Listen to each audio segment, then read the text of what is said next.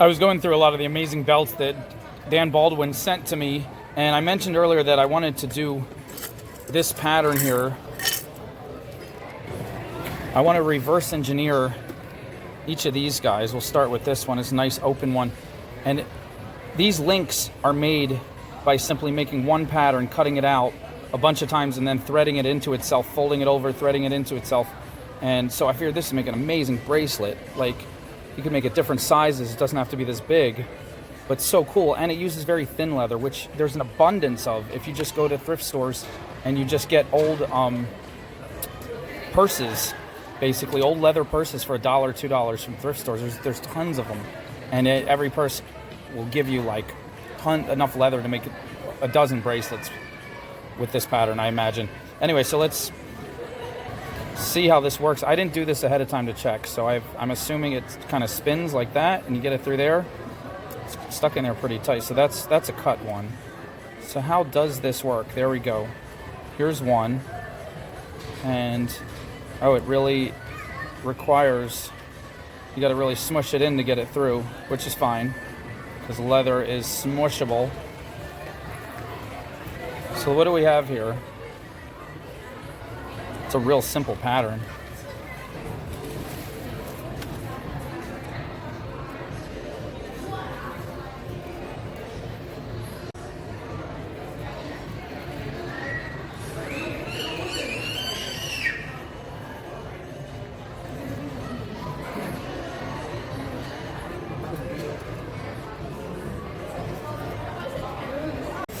Let's get the pattern from the smaller one too while we're at it. See how this guy works. This leather is so thin, and yet when it bulks up in that chain, it gets really sturdy. So great.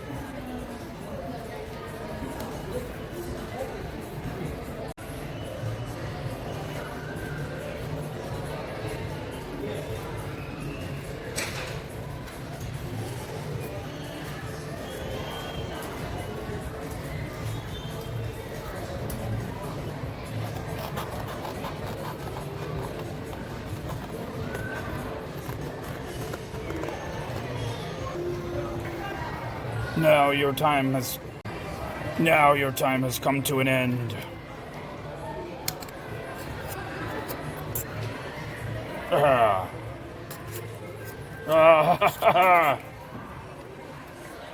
stabbing, it's so addicting.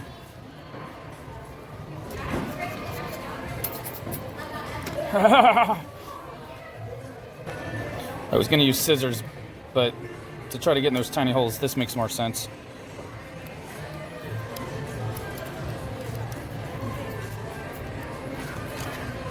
I'm going to make them a little bit bigger than the ones from the pattern because it's going to be a little bit of trial and error. We're not going to be cutting these machine perfect, and I don't want to be struggling.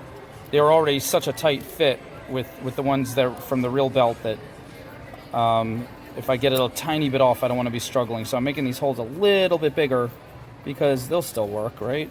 This leather is still going to have plenty of room. It's not like I'm cutting it way to the edge. There we go. When you don't have a sharp X-Acto knife, you got to kind of get your pet gerbil to help, and so he kind of helped chewed the edges for me. As you can see, these little teeth marks. That one's even worse. I think I'm going to fire the gerbil. I might as well just chewed this one myself for how it came out. So if anybody has a pet gerbil that they would like to rent for chewing cardboard purposes, please contact me. Thanks. Let's see if this works. I could have bought these at the thrift store, but luckily I saw two unsuspecting people walking by who looked like they weren't paying attention, and so here we have some purses. As they say, you have to have access. Ooh, polka dots. What are we gonna do with this? Well, let's get our good leather scissors. I can't find them. Let's get our bad dollar store scissors. See if we can come up with anything. Ooh, it's cutting. All right. So, get some of this leather. Look at that. This is cutting a little too easily. Maybe this, I hope this is real leather. Feels like real leather. You can use faux leather too for this. The wovenness of the pattern just makes it so strong. I mean, I bet you could use paper or like Jello, probably, maybe not. Look at this one. This is nice. Somebody's gonna miss this. Anyway, let's cut into it. Where are we gonna cut it? There. Now we have some leather. Let's trace these guys.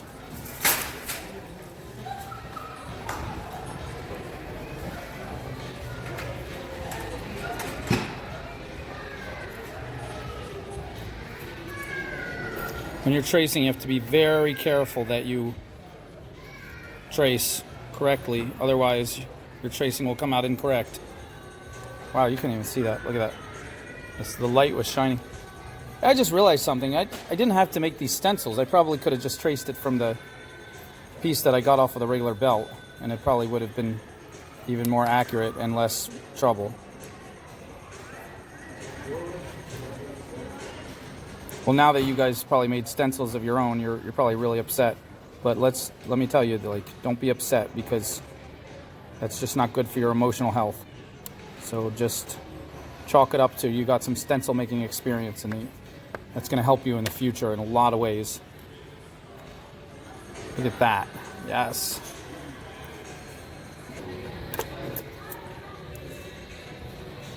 Now I'm cutting inside the trace line, because that will give me the accurate representation. In case any of you don't understand how tracing works, the knowledge I'm imparting to you right now is priceless. It's worth more than platinum. So, just saying, you don't have to thank me, but if you do thank me, I prefer to be thanked in gift certificates to Olive Garden. And generally the larger ones, the ones with unlimited breadsticks. So just keep that in mind, please. Thank you. How do we get the middle out? We bite it. Ew. Oh man, that is not. It's not yummy. Use our trusty X-Acto knife for this. Haha. This actually works better on leather than it does on cardboard. Who would have thought? Why did we even touch cardboard ever? Why does anybody ever use cardboard? It's such a horrible material. All right. Now this is softer, thinner, more stretchy, flimsy material, even though I think it is real leather. I'm still not sure, but this is tougher. This is from the real one, the belt. But I think it's still going to be a strong connector once we fold it over and put it together. This is definitely not real leather, and you can see, because you can see the threading in there. So this is a fake material meant to imitate leather, and the cows everywhere are so outraged because they were like, why did we give up our skin for this if you're going to just mock us with this fakery? But we're going to see if it works anyway, because if this flimsy stuff works, then that means that this will work for the vegans out there. Yay. So let's see how this pattern works. We fold it over, and what do we do? We just shove this through. Shove that through there. Right? Fold it over again. Ho, ho, ho! We did it. We made some links. It's pretty strong. This is cool, too. This is awesome. Look at that. Success! Ta-da! Let's make ourselves a whole belt, or at least a bracelet. Now there's many ways to make a clasp. I'm just going to do the easiest one right here, which is take your leather hole punch. And if you're working with leather, you should have this hole punch. I mention it in every video. You can get it for $10. Probably less with a coupon. But it's made for heavy materials. And so we punch a hole in each of these, and then just put a jump ring on one and a lobster clasp on the other, or a few jump rings and a lobster clasp, and that's what we need. But make sure you leave a little bit of space for whatever size wrist you have, because if this fits your wrist and then you have all this extra lobster clasp and jump rings, then it's going to be too big. So you might want to take another link out to leave room for that. So we could also put one of those little knob parts and clasp it like that. So I think I'd want to do that. Let's show you both ways. These two-part closures are called something like bead knob closure thingamabobber.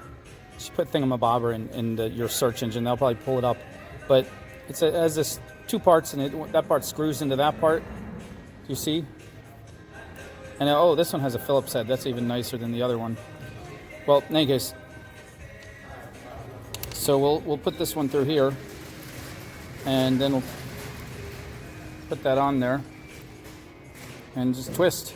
Just hold that tight and twist, twist, twist, twist, twist, until you feel like you twisted it far enough, and then and hold it tight, twist it even farther, and then get your what's it called, Phillips head. Which, do I have a Phillips head in here? Oh, I do. This little thing is actually useful. So then hold it with your pliers and your Phillips head and get it just as much tighter as you can. I'm going the wrong way. What am I doing? Wait a minute. No, that was the right way. There we go. Okay. Yeah, clockwise tightens it. Just remember the rhyme. Clockwise tightens it. Counterclockwise does not. That's the rhyme. Okay, now this side, that hole is not going to fit. You need to get your biggest.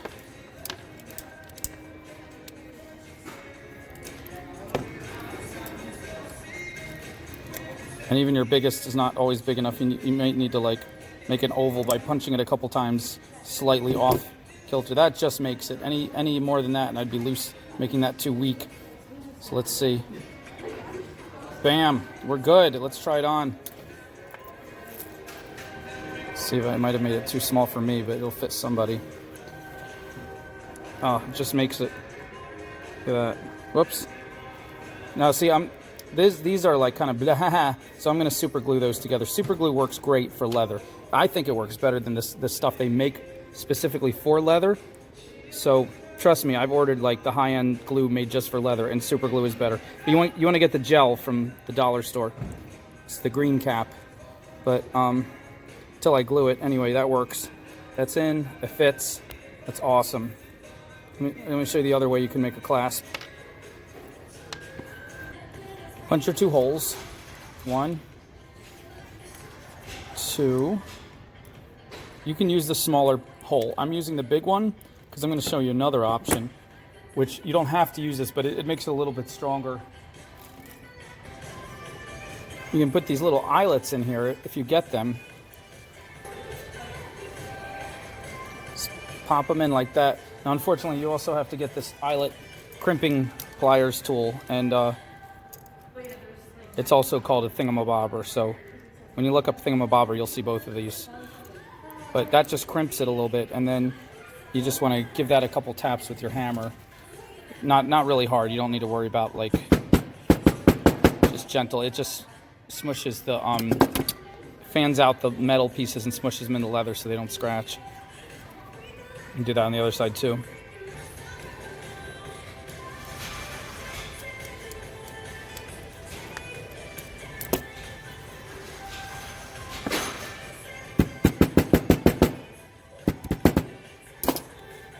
Now we can just apply our jump rings and lobster clasp.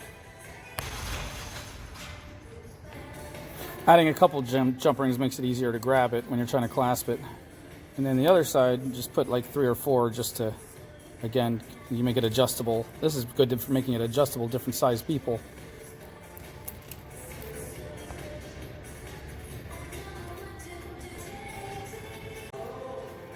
The smaller pattern, you don't even need to put a hole, because this little slit here is like, works perfect for that clasp. Look at that. Bam! Bam! I would still crazy glue those two parts together. But let's see if we can put it, look, you can even put it in one of the other. Ha! It's adjustable by itself. All you need to do is add the knob. So amazing. Wait, let me see if this other one can do that too.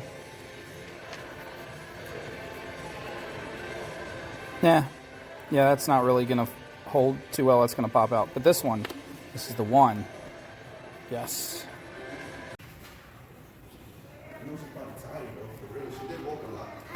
The green cap, get the gel. You get the red cap, and it's just gonna come out like water and get all over your skin. You can glue your fingers together. Just need a little bit. And oh, I'm already gluing my fingers together. Just put some heavy on that for like 10 minutes, and then you're good. And this clasp is much easier to put on yourself than the lobster clasp. The lobster clasp is like, unless you're like an expert or somebody who wears bracelets a lot, you pretty much need like a degree in astrophysics to get that thing on with one hand by yourself, or with your teeth, your hand, your elbow, and help from your cat or dog. What you could do is your last piece, you could just not cut the triangle out, because you don't need that triangle for the last one. It could just be the paddle shape without the triangle, and then you could put like one or two holes in there. They'd be a lot more stable than trying to squeeze that hole right in that little spot. But anyway, all kinds of ideas for you guys. Have fun. Go raid some leather pantries, and you know, I'm not advocating that you get your leather directly from the cow without permission, but there's thrift stores that have a lot of cool deals. You know, like for $1 you can make yourself a whole bunch of bracelets. All right, see you later.